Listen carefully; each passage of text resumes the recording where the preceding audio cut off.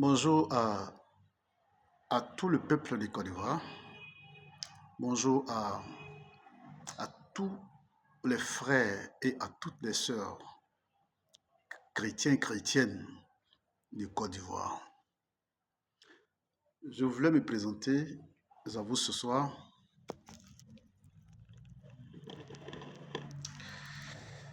Je suis le révérend prophète Gala.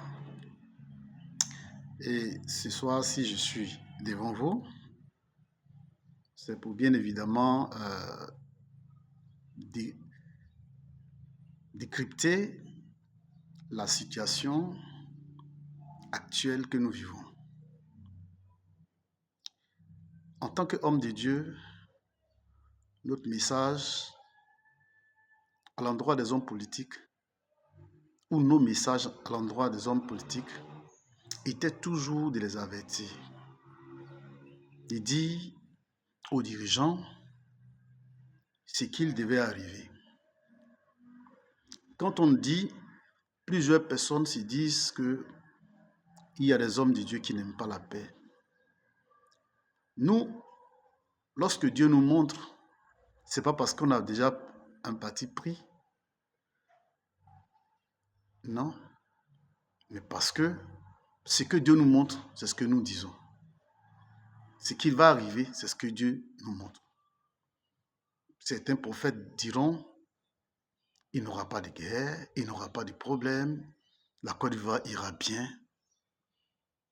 Personne ne souhaite une crise dans un pays.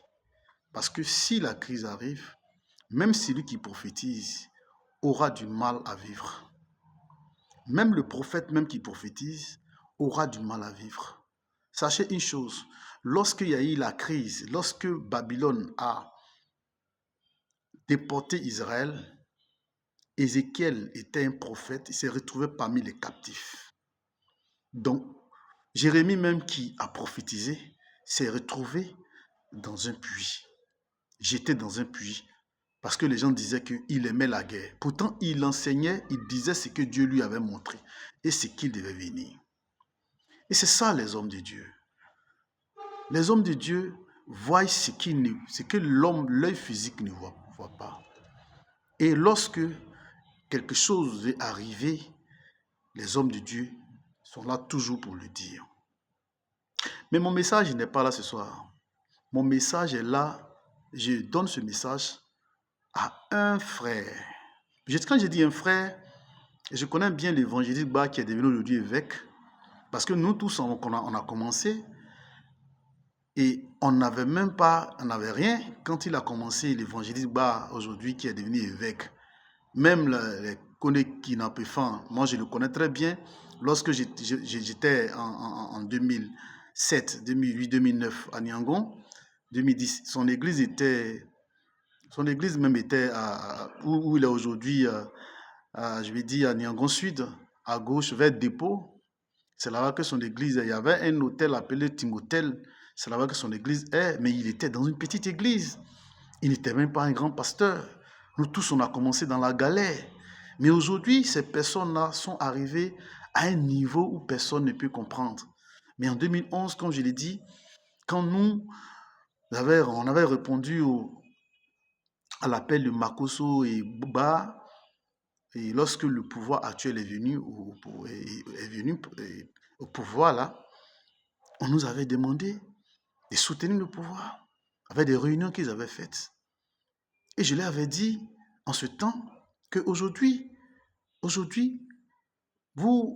êtes là en tant que pasteur, vous voulez véritablement dénoncer les pasteurs qui ont suivi tel homme politique. Mais si demain, vous n'êtes pas au pouvoir, si demain, ce pouvoir n'est pas là, comment vous allez réagir? La réponse, après cette réunion, on ne s'est plus vu. Moi, je ne suis plus allé dans les réunions.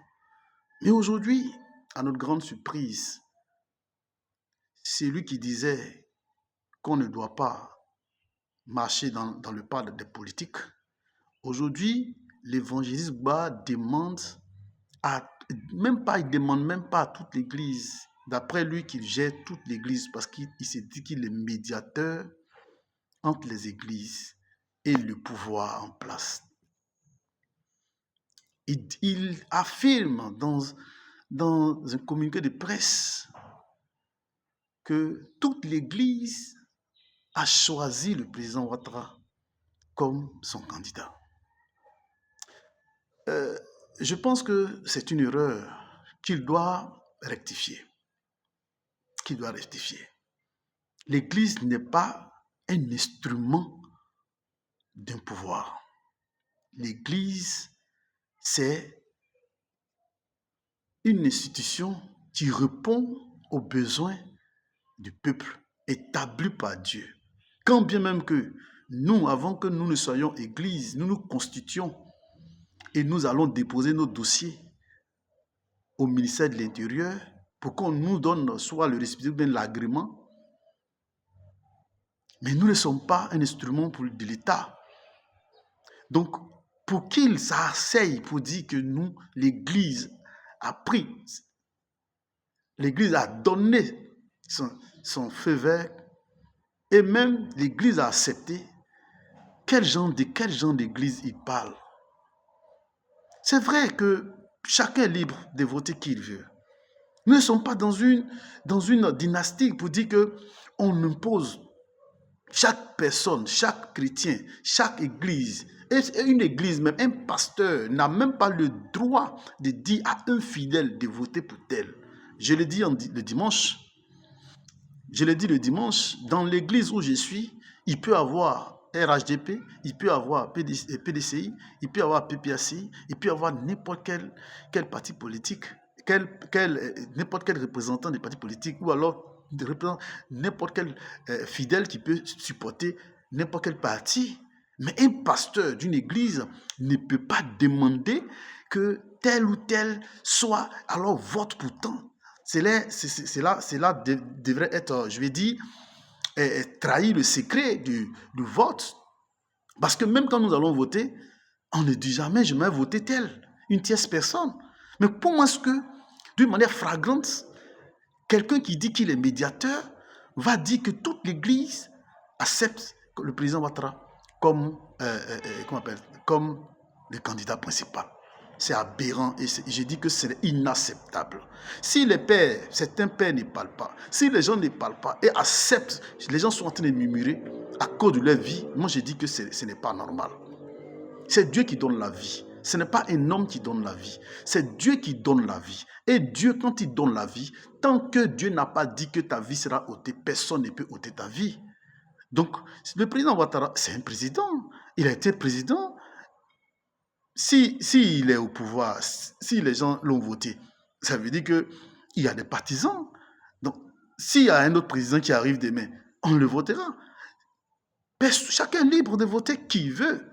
Mais l'Église ne doit pas être instrumentalisée. Je vous en prie. Chers frères et révérend Ba ou évêque Ba, mais c'est pas normal ce que vous faites. Il y a des gens dans cette nation, il y a des pères dans cette nation qui n'ont jamais donné de mot d'ordre pour voter pour n'importe qui ou alors pour n'importe quel candidat ici. Le révérend Dion, qui est notre père de la nation, il n'a jamais donné d'ordre, même pour voter pour X. Mais pourquoi vous faites ça? Pourquoi l'Église est devenue aujourd'hui un instrument manipulé, une institution manipulée? Parce que, soit par exemple, on a l'argent, telle personne te propose de l'argent, donc tu vas vouloir salir tout le monde. Personne n'est tout le monde. Non, nous sommes tous des hommes de Dieu. Chacun sait comment il bâtit son église. Nous, on n'a jamais fait rang pour aller à la présidence, pour aller prendre l'argent. On n'est jamais allé rencontrer un ministre pour prendre de l'argent avec ce ministre, en vue de construire l'église. Donc, si tu veux faire, si l'État ou alors le président t'a soutenu dans ta construction de ton église, mais vaut mieux d'engager ton église. Et c'est déjà, c'est encore mieux parce que c'est toi qui bénéficies des fruits du chef de l'État. Mais comment est-ce que tu peux t'asseoir? Nous sommes tous des intellectuels, même si on dit on est chrétiens, mais chrétiens intellectuels. Nous sommes des hommes de Dieu, on est allé à l'école, on a eu un niveau d'études. Et on sait s'exprimer, on sait ce qu'on appelle le code, le code électoral. On ne peut pas s'asseoir parce que les planteurs se sont levés pour dire, bon, on donne temps au président, parce que tel temps, cela, on donne temps au président. Non, toi, non, c'est une honte. C'est une honte, c'est une honte. Et demain, aujourd'hui, nous voyons aujourd'hui certains de nos frères qui ne sont pas contents. Quel est le message de l'Église à l'endroit de ceux qui ne sont pas contents? Quel est le message d'apaisement que l'Église, que vous qui êtes aujourd'hui auprès du président, quels sont vos messages aujourd'hui? Parce que c'est aussi des Ivoiriens qui ne sont pas contents. C'est aussi des Ivoiriens qui sont sortis, même si l'État a dit non, qu'il n'y aura pas de marche. Mais ce sont des humains. Quel genre de message avez-vous aujourd'hui pour cette personne? Ou alors, quel genre de conseils vous donnez aussi comment on appelle ça, au gouvernement? C'est ça qu'on dit, on est église. L'église est au milieu et l'église gère. L'église, c'est comme la sagesse. L'église donne des conseils et l'église apaise. L'église n'est pas là où on parle d'argent, où on parle de temps. Donc vraiment, je tenais à préciser certaines choses pour dire que je ne suis pas engagé et mon église n'est pas engagée. Voilà, je l'ai dit. Même s'il y a des fidèles qui peuvent voter pour une tiers. Mais moi, je ne peux pas engager mon église à voter pour une personne. C'est pourquoi je fais ce direct pour dénoncer la passivité de nos leaders. La passivité de nos leaders. Nos leaders doivent s'élever et dire non à certaines choses.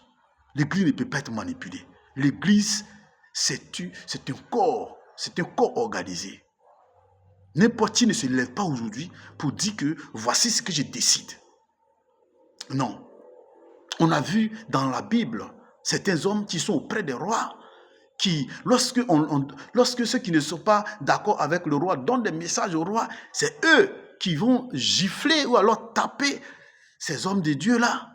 On a vu l'histoire de Kenan, lorsqu'il a giflé Michée, quand Michée a dit au roi que vous allez en guerre, vous allez perdre la guerre. On a vu le cas de Jérémie, où Jérémie a été giflé par Pashur, parce que cet homme était auprès du roi et il était homme de Dieu, sacrificateur. Frères et sœurs, notre nation est une très belle nation. Et nous devons prier pour notre nation. Mais nous ne devons pas prendre position en ce temps de difficulté, en ce temps de fragilité. Nous ne devons pas prendre position pour un candidat. Actuellement, le président est considéré comme un candidat. Est-ce que vous devez comprendre? Il est considéré comme un candidat. Donc, il y a 5 candidats. Et il y a, en maille de 5 candidats, il y a des candidats qui ont été recalés. Et vous qui êtes les hommes de Dieu, éclairés, c'est vous qui devez monter au créneau pour parler à l'exécutif, pour prier, pour leur donner des paroles de sagesse. Donc ce soir, ce message que je vous adresse à tout ce peuple-là, de Côte d'Ivoire, je prie pour ma nation et je prie que la sagesse l'emporte sur tout ce que nous sommes en train de vivre. Aujourd'hui, nous étions dans nos maisons, mais les gaz lacrymogènes sont rentrés dans nos maisons à cause de la marche. Toutes ces situations qui sont en train de se dégrader, nous devons prier pour cela. Et nous devons prier pour notre nation. Mais nous ne devons pas prendre position. Nous ne devons pas dire de voter tant, mais nous devons prier pour la nation, pour que cette situation s'apaise, pour que les politiques véritablement puissent comprendre et se comprendre, pour que notre pays aille de l'avant. Vraiment que le Seigneur vous bénisse, chers frères et sœurs, et tout le corps de Christ, que la paix, je ne suis pas envoyé par une organisation ou une église, mais j'ai été touché par l'Esprit de Dieu qui m'a dit de parler à toutes ces personnes qui sont en train de traîner le nom de Dieu. Comme il est dit, le Saint-Esprit leur a parlé, le Saint-Esprit ne vous a pas parlé. Donc le Saint-Esprit dit qu'il n'a pas parlé à un leader politique, un leader religieux de lancer un appel pour que l'Église soutienne un candidat. Le Saint-Esprit dit qu'il n'a pas dit ça. Que Dieu vous bénisse. Shalom.